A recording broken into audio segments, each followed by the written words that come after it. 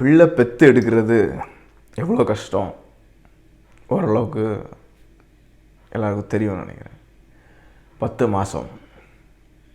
ஆனால் அந்த பிள்ளை வளர்ந்து நன்மை தீமை அறிந்து சரியான புத்தியில் செயல்படக்கூடிய அளவுக்கு ஒரு மெச்சூரிட்டிக்கு வர்றதுக்கு ஒரு 18லேருந்து 22 25 வருஷம், சில பிள்ளைங்களுக்கு 30 வருஷம் கூட ஆகுது.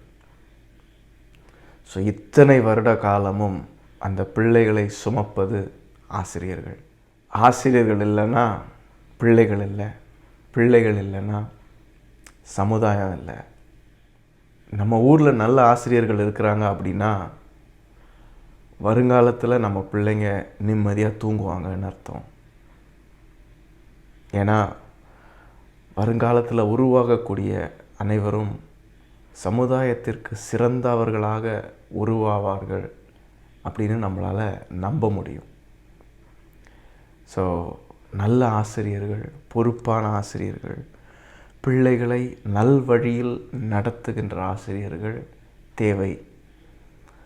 உலகத்துக்கு மிகப்பெரிய சொத்து இந்த ஆசிரியர்கள் தான். இவர்கள் கையில்தான் எதிர்காலம் இருக்கிறது. அதனால் ஆசிரியர்களை கொண்டாடுங்க.